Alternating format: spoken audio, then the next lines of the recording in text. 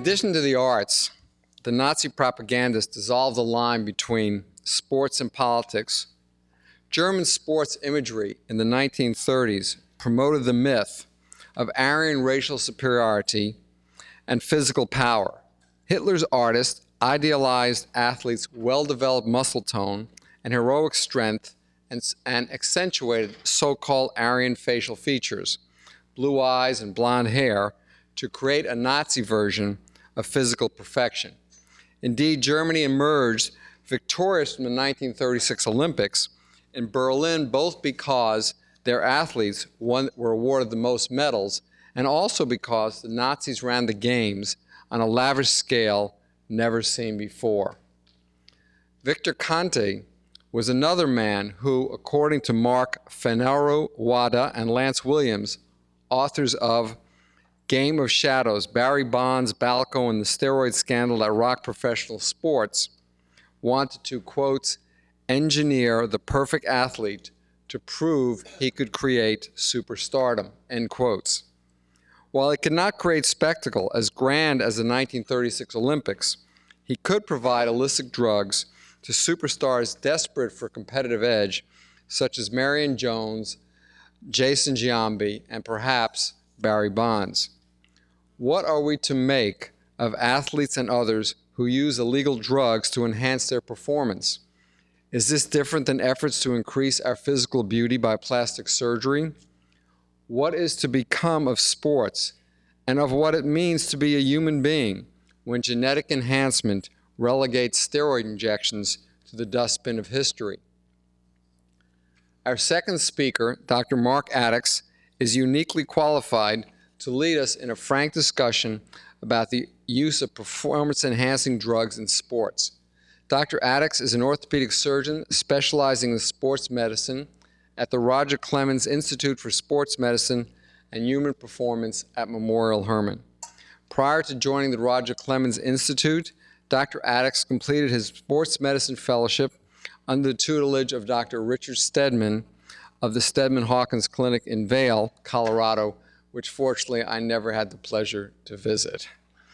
He completed his residency in orthopedic surgery at Mayo Clinic after earning his medical degree from Harvard Medical School in 2000. Dr. Adickes' career in medicine follows a remarkable football career. Born in Bad Cannstatt, Germany, he played high school football in Killeen, Texas, before becoming an All-American offensive tackle at Baylor University.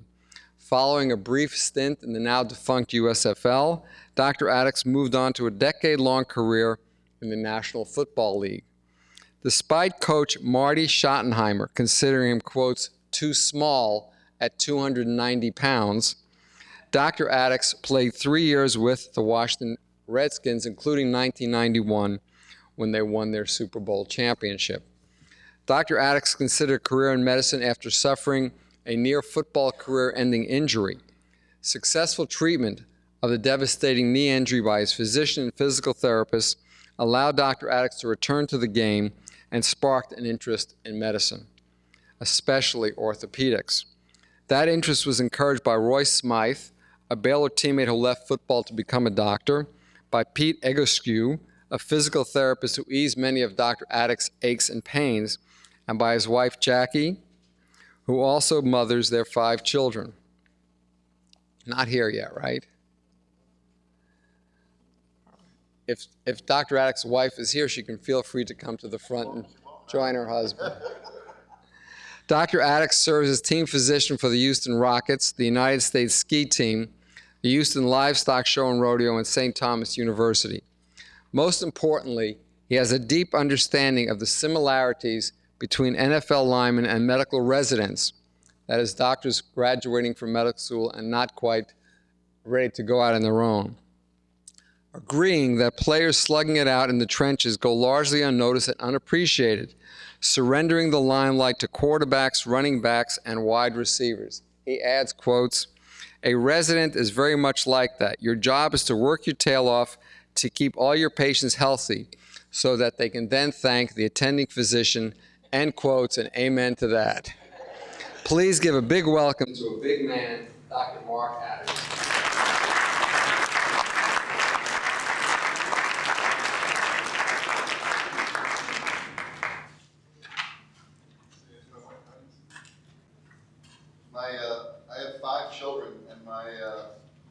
11-year-old son was playing in a football game, so she was at the football game and I guess couldn't make it. Anyway, my talk is called A Quest for Perfection or Immediate Gratification, a frank discussion about anabolic steroids in professional sports. So a sweet young boy was born in Montreal, Canada on May 21st, 1967. He wasn't the biggest, most muscular kid around, and he had a relatively nice upbringing by all accounts, but he loved to wrestle. When he wasn't wrestling on his own, he was watching wrestling on TV, and his idol was Stu Hart. They called him Kid Dynamite, and he was watching him constantly. He was only about 5'10", and he weighed about 180 pounds, even though he'd been lifting weights, so he wasn't very big. Despite that, he was accepted into Stu Hart's family dungeon, which was just a place to train if you wanted to be a professional wrestler in Canada. He obviously started to bodybuild and started to take steroids, but he kind of toiled in anonymity. He started in Japan and worked his way through Mexico. He married his high school sweetheart, who had 2 children with him. But he had pretty violent mood swings, and some could say maybe because of his steroids, and ended up divorced. His best friend, another professional wrestler, died of complications that many thought were caused by anabolic steroids. Despite that, he continued to take steroids, and by this time was about 240 pounds, and a ball of muscle this guy had become, and he made his way to the WWF, where he was making millions of dollars as a professional wrestler. This year, he left a professional wrestling meet, went home early, and Chris Benoit killed his wife and child and then committed suicide. And I mean, it was sensationalized by the media as steroids being a cause. Some people downplayed it. But I mean, common sense tells me, knowing that roid rage is something that steroids does cause, that it certainly had to play a role in what happened. So steroid use now permeates society. I mean, it used to be when I think my father wanted me to play sports so that I could maybe stay away from drugs. You know, usually the athletes are the ones that maybe don't drink as much as everybody. Well, maybe that's not a very good example. Or at least don't smoke and don't take a lot of drugs. I mean, athletics was sort of the bastion where people took care of their bodies. And now that's no longer true. I mean, you're hearing about athletes all the time that are using steroids. Now, granted, Barry Bonds allegedly took steroids, but I think that anyone who's played professional sports and knows what athletes look like on steroids would think that perhaps Barry did use steroids. There are a number of baseball players who have admitted to using steroids, like Jose Canseco and Jason Giambi. I mean, we know that Arnold Schwarzenegger used steroids. I mean, you have to assume that Sylvester Stallone used steroids. I think the entire cast of the 300 was using steroids. In football, just last year, Sean Marion was caught using steroids. And, you know, it really angers me that these guys that are supposed to be the men that all the little boys in this country particularly look up to are using steroids. And it's become very commonplace. One of the news channels in town came to interview me because Texas was thinking about passing a law where they would test high school kids for steroid use. And I thought, what a fabulous idea, because what you're doing is you're protecting kids from themselves. One of the students earlier asked me, well, you know, if you take steroids, you know, you essentially can go ahead and be a professional athlete. Well, that's not really true. I think that if you're a decent high school athlete and you take steroids, you might be a better high school athlete, or maybe one of the best high school athletes, and perhaps you get a scholarship. But even on steroids, you're not going to be a good college football player. You're not. And if you're an average college football player and you take steroids, perhaps you can improve your performance to a degree where you might be recognized and picked up as a free agent in the NFL, but you'll be lucky to have a sustained career in professional sports. I mean, look at LeBron James. I mean, the guy is a freak. And in sports, freak is not a bad thing. That's a compliment. Because, I mean, he is 6'8", 260 pounds. I mean, he runs through these huge men in the NBA like they're butter. I mean, they don't slow him down at all. And I can guarantee you, if we took a 6'8" guy off the street, threw him in the gym, buffed him up to 260 pounds, that they wouldn't be able to do anything that LeBron James can do. So steroids are not going to turn you into a professional athlete. They're not going to do that. They will make you stronger. They will make you a little bit faster. They may make you a lot meaner, but they're not going to turn you into a professional athlete. So it's a waste of time to go ahead and take steroids if you're really trying to change the kind of athlete that you're going to be. So despite the fact that we are testing for steroids now, you can't keep up with what's going on. I mean, we've got these scientists that are creating designer steroids all the time. I mean, it used to be that a lot of steroids that were taken were oil-based and could be tested for a long period of time, but now they have water-based steroids that pass through the system more. Just today, WADA, which is the World Anti-Doping Agency, is coming up with a new thing to try to keep athletes honest, and it's called the biological profile. And so they're going to start testing all these athletes on a regular basis so that they can come up with a biological profile so that when they start to move within their range of what is normal for them, that they can catch them.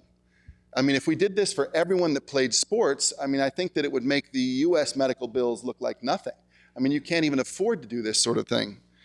So what do anabolic steroids do?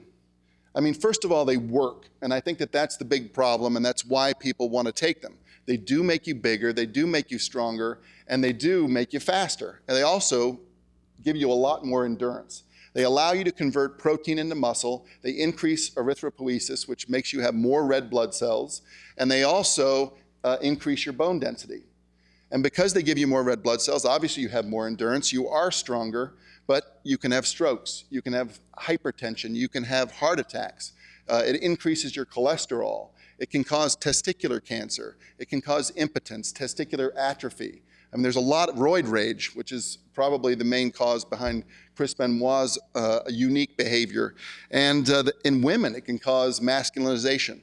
I mean, not only can it give you facial hair and body hair, it can cause clitoral enlargement. I mean, it can cause a lot more than just muscle. And so why do I think athletes take steroids, which is really the question. And to tie it into what went on in World War II with Hitler, you know, I don't believe that anabolic steroids are a form of eugenics, because what you're trying to do is alter a race or alter human beings for the long term, but it is the beginning of the slippery slope. I mean, we have anabolic steroids now, and Dr. Rubenfeld mentioned that soon we could have maybe ways to alter your genes so that maybe you'll be bigger and stronger. And maybe then that's the only people you want around, and so then it goes down into a slippery slope and causes bigger problems. So the reasons that I list for why people take steroids are, number one, is it a quest for perfection? Number two, is it all about immediate gratification? Number three, vanity.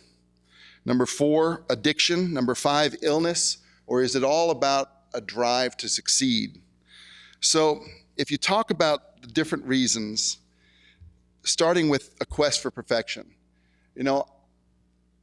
today's society is all about that. I mean, Extreme Makeover was one of the biggest hits on TV. What's the other one about weight loss? I kind of forgot about that, and you can wonder why. I can't remember the name of that show. But, there were a million, how many plastic surgery shows are there on TV? What is society's ideal now? There isn't anything about the way we look that people don't want to change now. We need more hair, we need better teeth, we need less wrinkles on our face, we need to be leaner. They say that tall people do better, get better jobs. And so I think that is some of it. I think that some of it is a change. But I think in professional athletics, it's all about trying to make themselves be able to achieve more. It's not about necessarily a quest for perfection, but it's trying to achieve more. So if you look at immediate gratification, once again, particularly society in this country, it's the Powerball mentality. Everybody wants something for nothing. And so, I see patients a lot, and I say, listen, if I send you to physical therapy and we work for 3 months or so, I think we can really get you feeling better. Or we could do surgery. And a lot of people say, well, I'd much rather have surgery. And as a surgeon, I know that, a lot of bad things can happen when you have surgery. But, people would much rather have a pill or someone else do an operation on them than put in the work. And quite frankly, that's one of the things that actually is good about steroids, is that it doesn't work if all you do is take a pill. The only way for steroids to do anything is you also have to make an effort. And not many people have the time and the energy to do that. But as a professional athlete, you do. And so those guys are the guys that can make the tremendous gains. I'm sure if Barry Bonds did use steroids, he would probably turn from a 180-pound, excellent baseball player, or probably excellent baseball player, into a 240-pound, biggest slugger of all time. And it is possible that could occur. But I think for most people, steroids would just be about looks. And plastic surgery is quite frankly, I can't believe it. One of the students asked me earlier tonight, well, if plastic surgery is legal, why shouldn't if plastic surgery is legal, why shouldn't steroids be legal? And it really is a pretty darn good question. There are patients that are thinner than I am that are going to their general surgeons to get their stomach stapled so that they aren't hungry anymore. And so if you can do that, why shouldn't you be allowed to take steroids? And it actually is a pretty good question. Now, I argue that steroids are very dangerous. Steroids there are many, many side effects, but you could say the same thing for both bariatric surgery and plastic surgery. I mentioned to you that surgery is dangerous. There are anesthesia complications. Maybe an infection only occurs in 1 in 100 surgeries or 2 in 100 surgeries, but that's a pretty big risk. Maybe death occurs once in 1,000 times someone has surgery. But is that more dangerous than steroid use? It might be. And it's a question that I think is interesting to raise. So the third reason I think some people use steroids is vanity. And I remember as a kid, I was in high school, and all of us can be vain at some time, but I remember hearing Carly Simon's song, he walked into the party. And I remember snapping my fingers to that song, and I was going along, and I felt a little guilty when she started to sing, "You're so vain." And, but, where steroids started was in the gyms. They did start with the bodybuilders. And obviously they work. You've seen, I can't even believe these muscle magazines today. They look like they're cartoons, that they've been doctored. How can someone get that big? And that's where they started. And there was a lot of vanity associated with that. But I think what's happened is now people in society say, well, gee whiz, I want to look a little bit better. I was telling these guys earlier, I have a 72-year-old patient that from the neck up looks to be like he's 82, but from the neck down, he looks like he's about 42. And he asked me if he could have steroids. And I said, well, no, I'm an orthopedic surgeon, and I don't prescribe steroids. You need to go see an endocrinologist. And I gave him Dr. Rubenfeld's card.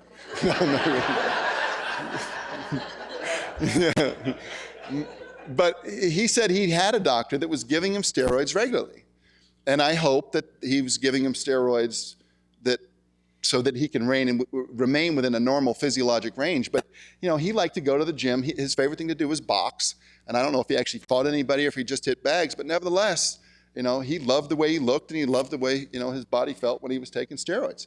And so he did steroids. Now, what a lot of people don't know is when your muscles get too strong for the muscle tendon, you tend to tear things. And he did. He would come in periodically having torn a rotator cuff here, tear a biceps tendon there. But to him, it was worth it, despite all those risks. And so I think vanity certainly is one of the reasons. The next is addiction. Now, steroid use is an addiction, but it's not an addiction like narcotic use. Narcotic use, it becomes a physical addiction. I think steroid use, it's a psychological addiction. It's more like, I've seen shows on TV where people are addicted to plastic surgery. It's the parallels between plastic surgery and steroid use, continue. And so I think it becomes a psychological addiction because when people get off of them, they no longer look as they did before. And they just can't take it. Or maybe they don't feel as they did before. Maybe my 72-year-old patient goes to the gym to hit the heavy bag when he's not taking steroids, and the heavy bag hits back. But when he's juiced up, he can pound on that bag all day long. And I think that athletes in sports, it's certainly more about the way they feel, the quickness with which they recover, than it is necessarily how they look. I mean, except for the offensive linemen, most athletes, I guess the offensive linemen and sumo wrestlers are the only ones that can't remain vain. But most athletes, I mean, they look pretty good. The next is illness. So one illness that is a true psychological illness is body dysmorphic disorder. So I remember while I was in med school, I had one of my buddies that called me up, and he said, you know, I just can't get it over. My face is lopsided. And I said, you're telling me. Just like you would one of your buddies. And he goes, no, seriously. He goes, one of my cheeks sticks out farther than the other. One of my ears is a little bit lower, and it really is bothering me. He goes, I can't quit thinking about it. And I mean, he had, the beginning of what could be a really bad problem if that's all you could think about all day was that your face was lopsided. And I explained to him, I said, your face is lopsided, and everything else about you is abnormal as well. I said, one of your legs is going to be a little bit longer, one of your hands is going to be a little bit bigger, but some people have a really hard time with that. I mean, everybody wants to change something. I mean, some people want a smaller butt and larger breasts. I mean, I have the problem where my butt's too small and my breasts are too big. It is an issue for everybody. But I think that the point is that nobody is perfect. And, to go back to vanity, I didn't have this in my talk, but I had a Kansas City teammate who was built like a Greek god. Now, I don't want to name his name, but if you've ever, he actually went out to Hollywood and he was in movies. And so he's in a Clint Eastwood movie, and he's the Swede. Clint Eastwood plays this drill sergeant. Anyway, the guy was a significant steroid user, and he was so pumped up. And I think that they invented the Whizzinator for this guy. I mean, if somebody wants to, anyone know what the Whizzinator is? I talked about it earlier. Okay, so the Whizzinator, some genius dreamed up this deal so that people could break the rules of steroid testing. Now, as an NFL athlete, you would have to go submit to urine testing at any point. Usually you had 6 tests throughout a year. Some occurred during the season, some occurred out of season. And somebody was actually paid to watch you go pee-pee. That was their job. But they had to watch the urine leave your penis. I mean, it wasn't, you couldn't fake it. So somebody invented the Whizzinator, which was actually a prosthetic penis attached to some sort of a little bag with urine in it. And so what you would do is you would get your friend that you were sure did not take steroids, and you'd have him pee into a bag, and then just before the test, the Whizzinator comes with a little envelope, and you pour the powder in, and there's some sort of a reaction it has with something that's in everybody's urine, and it turns it to the right temperature, because obviously if you gave somebody, room temperature urine, they know it didn't actually come from you. And so that's how it works. So you can squeeze the bag after you pour it in the stuff, and you can get by with using steroids. And everybody was sure that that's what he did, because everybody on the team knew that he was using steroids. I mean, he looked exactly like Arnold Schwarzenegger. But for him, I think vanity was the reason. I mean, he had to look a certain way in order to get the roles in Hollywood that he wanted to get. So anyway, so the last reason is a drive to succeed. And I really think it is the real reason why athletes use steroids. In adolescence, there are really 2 big reasons why kids use steroids. And I think it's parental influence, and I think it's peer pressure. And it's not like I'm saying parents are giving kids steroids, although I'm sure that occurs too. But I think that parents push their kids. I mean, we've got our stage moms who are wanting their kids to be, they just know that their child is going to be the next, Hollywood star or next Broadway star or the next Miss America. And then you've got and I'm sure there are stage dads as well. And and then your little league dads. And they're pushing their kids to be professional athletes. I mean, everyone thinks their kid's going to be a professional athlete. And obviously it's not true. I mean, most kids are not going to be professional athletes. And so I think kids, in an effort to want to please their parents, it's not that hard to get steroids. They could easily go down to Gold's Gym and find somebody, or I think you could probably get them on the internet nowadays. It seems like you can get just about anything else you want on the internet. And I think that that's one of the reasons why kids use steroids. I think that parents assume, listen, I put all this time and money into this kid's sporting career, whatever it might be, the least he can do is get a scholarship, and so it's a return on investment if you have a child that maybe uses steroids to try to increase his chances of moving on. With peer pressure, I think it's two things. I mean, one is either the kid is going to want to be like his buddies. I mean, everybody's doing it, so I might as well do it too. I mean, if you're working out with somebody and you've always been stronger than them and you're working out just as hard, you're sleeping as much, you're eating well, and that person's getting really strong and you're not, and you know that you can keep up with them taking steroids, you're going to maybe want to do it. And the other is just everybody's doing it, so I might as well do it too. So since it is a drive to succeed, why are professional athletes doing it? I mean, they've already made it. Well, I think that the reason professional athletes do it is because you never have enough. I mean, it's like the opening of Donald Trump's show, The Apprentice. It's all about money, money, money, money. I mean, if you've made it to the NFL, in order to get another contract, you've got to perform well. I mean, you always hear about people talking about, oh, it's his contract year. Usually when it's their contract year, athletes wake up and they start to play well. And, I mean, they do. And because they know that they're about to sign a new contract and they can make more money. I mean, someone like Sean Merriman. Sean Merriman's supposed to be one of the best defensive players in the NFL, and he gets busted for being on steroids. I mean, is he always on steroids? I don't think he's always on steroids. So why is a guy who's already an all-pro, why does he want to take more? I think that it's because they can make that much more money. If you're an NFL player, you make X amount of dollars. If you're an all-pro, you make X times 5. And if you're even better than that, you make X times 20. I mean, it is money that drives these guys. I think it's money. I think it's fame. I mean, nobody knows who I am. I was an offensive lineman. I was an offensive lineman who started in Kansas City, and then I was a backup in Washington. And I had a nice football career, but nobody knows who I am. But maybe if I really learned how to juice, maybe I could have been, perennial all-pro, and then you might know who I am. I mean, maybe not. I mean, there aren't that many offensive linemen that people know, but not everybody can be Tom Brady. I'm comfortable with that. So, in conclusion, I mean, steroids do work. They work, and I think it's important that society protect athletes from themselves. I mean, we may not be able to afford it, but we need to. The NFL has been testing for anabolic steroids for 21 years. And baseball doesn't have a system to protect athletes from themselves as well today as the NFL did 21 years ago. And somebody said, well, if people can beat the system, why are we bothering testing? Because most guys are smart enough to know they don't want to take steroids. Most professional athletes don't want to do that.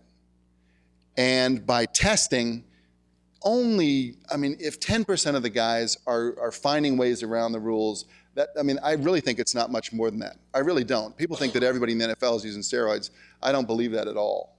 I think that maybe 10% are finding a way around it. And if that's the case, the rest of the guys can say, well, if I have to go against that one of those guys, by the way, you really can tell guys that are on them. I mean, when I was playing on the offensive line, some guys could pick me up when I weighed over 300 pounds by the elbows. All right? That's not normal. It's not. You shouldn't be able to pick up a 300-pound man by his elbows and run back to the quarterback with him, but some guys can do that. But, steroids are illegal. It's one thing, you can be arrested for taking steroids. You can be arrested for possession with steroids. Just like you can be arrested for possession of, marijuana or cocaine. And it just cracks me up that Major League Baseball goes on and says, well, yeah, they're taking steroids. It's like it's glossed over the fact that what they're doing is illegal. And it's unethical. But these, athletes by nature are so competitive. They want to be the best. And so, of course, they're going to do anything they can to be the best. If they think everybody else is cheating, they don't think it's cheating. I don't think it's cheating if 95% of you are taking steroids and I want to compete with you. It doesn't seem like it's cheating to me if that's what I have to do to be able to continue to compete. So it's like asking athletes to go against their nature if you can't help police for them. Because certainly, if there's no rules against it, everyone's going to take them. And I think that everyone's going to have serious negative side effects because of it. So one thing that's missed, I think, is that, well, so-and-so just had surgery, therefore he needs some anabolic steroids to help him recover. Well, there are a lot of people that recover from surgery without anabolic steroids. Well, he got them from a doctor. You know, Chris Benoit got his steroids from a doctor, and his testosterone level was 18 times what is the top of the physiologic normal range. You know, a doctor can write you a prescription for steroids in order to raise your testosterone level to what is, you know, the upper end of physiologic normal. He cannot write you a prescription for steroids that would allow you to take that amount of steroids. And I was making the point earlier that doctors can get in trouble for doing that. And someone said, oh, no doctor would get in trouble for doing that. Well, the doctor that wrote the script for steroids for Chris Benoit is probably going to lose his license and very well may go to jail. The DA is prosecuting that guy. And so it is against the law. It is unethical to take steroids. However, athletes left to their own devices are going to do anything that they can do to compete. So lots of great stuff is happening. We've got high school testing in Texas to help prevent those guys from hurting themselves. We have law enforcement is actually really cracking down on steroid use. I mean, there have been some huge seizures and arrests of people using steroids. And now, just today, WADA has decided to come up with biological profiles on their athletes so that they can help to clean up the sport. I think that cycling, more than any other sport, has been hurt by this, and they are really desperate to try to clean up the sport so that people can watch the sport and know that the best athlete's winning. It's not the person that maybe has the best doctor. It is the person that is the best athlete. You know, it may be too late for Chris Benoit and his family, but I think we're hopefully, with better education, with better testing, and with better law enforcement, we can prevent something like that from happening in the future. Thanks.